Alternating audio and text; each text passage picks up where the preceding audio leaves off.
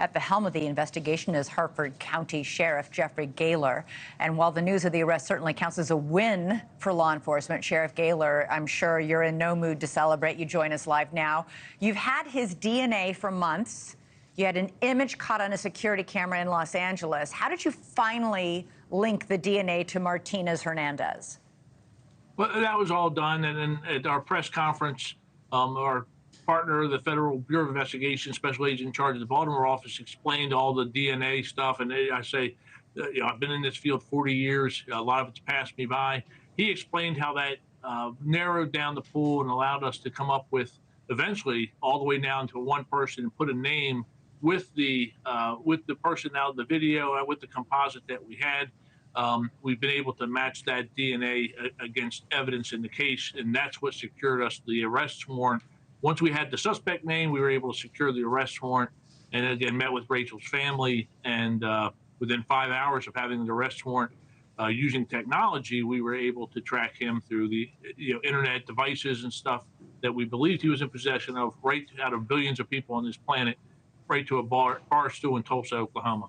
The FBI said that there was an investigative genetic genealogy team that helped crack this case. Is that what you were after going to El Salvador? Is that what you think as well? Is that what you heard?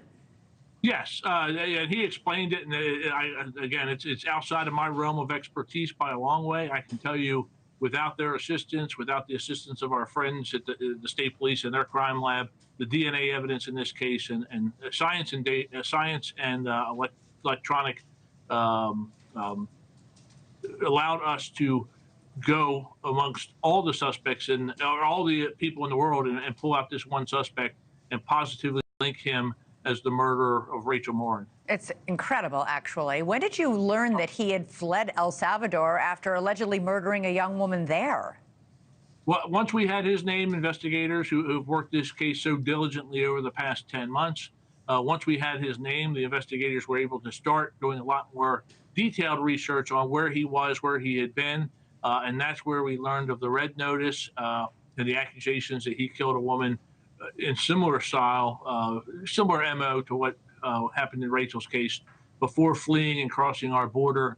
And again, he attacked the 9-year-old in Los Angeles, and I'm very thankful that the police officers in that situation who responded there collected the evidence to give us that initial DNA hit from the DNA we recovered here. He traveled from L.A., he fled L.A., and he ends up unfortunately, in Harford County, Maryland, where he encounters Rachel.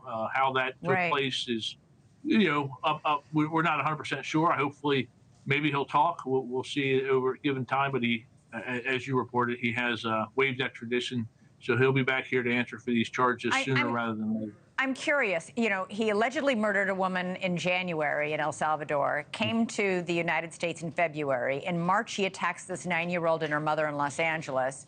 In August, he allegedly murders Rachel.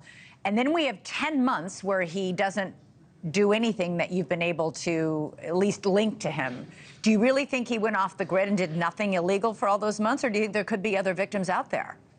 Oh, certainly. I think there could be other victims. That's been a concern that I've spoke about since Rachel's homicide and in updates that we've provided to the community.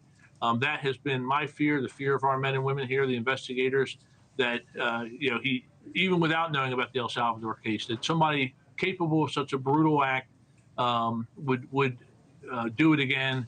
And knock on wood, so far we have no link, no information to indicate that he has. And I fear that case is yet to be discovered, but only time will tell. And Sheriff, just finally, I got to ask you, the frustration as a law enforcement chief yourself, that somebody like this was able to cross our southern border illegally and get into this country and commit at least 3 crimes that we know of, if you count, the 9-year-old and her mother is 2 and Rachel is the 3rd. Absolutely. We live in a small county north of Baltimore, 260,000 people.